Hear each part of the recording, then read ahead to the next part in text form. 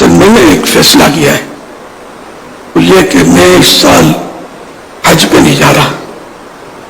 میں نے پاسپورٹ بھی رکوا دیا, واپس دے دو, کیونکہ تقریباً 1 ارب کا خرچہ یہ بھی ہے نا اپنا, اور ہمارے ملازمین وغیرہ کا.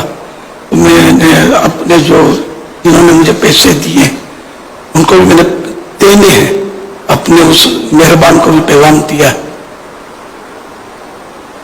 یہ رقم میں چاہتا ہوں کہ دعوت اسلامی کے اس میں دے دی جائے, کیونکہ ہم ذرا بیچارے دکھیاری امت آقا کی تکلیف میں, ایک دم سے مہنگائی کا جو آ گیا ہے ریلا, اس میں لوگ تکلیف میں آ گئے.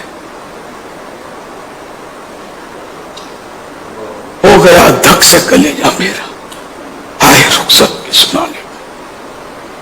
امیر سنت نے جو پیغام بھیجا ہے, سب سے پہلے مجھے ایک پیغام آیا تھا امیر سنت کا, تو وہ میں آپ کو سناتا ہوں.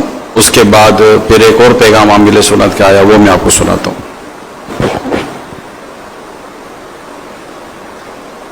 السلام علیکم ورحمۃ اللہ وبرکاتہ. حاجی امام, میرا یہ نیت ہے جو مہنگائی بڑھی ہوئی اور ہم جو تنخواہیں بڑھا رہے ہیں کم و بیش 1 ارب روپیہ یہ دعوت اسلامی مادیات پر وزن آئے گا, تو اس لیے نیت کی کہ میں جو حج پہ جانے کا میرا ذہن الحمدللہ فرض ادا کر چکا ہوں. اب یہ نفل حج ہے اور ایک طرف یہ غریبوں کی مدد ہے. السلام علیکم ورحمۃ اللہ وبرکاتہ.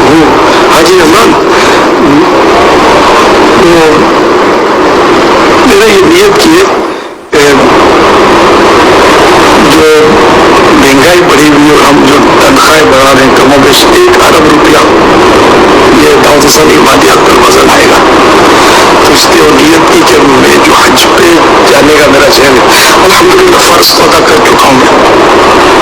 اب یہ نفل حج ہے اور ایک طرف یہ غریبوں کی مدد ہے اور ضرورت ہے.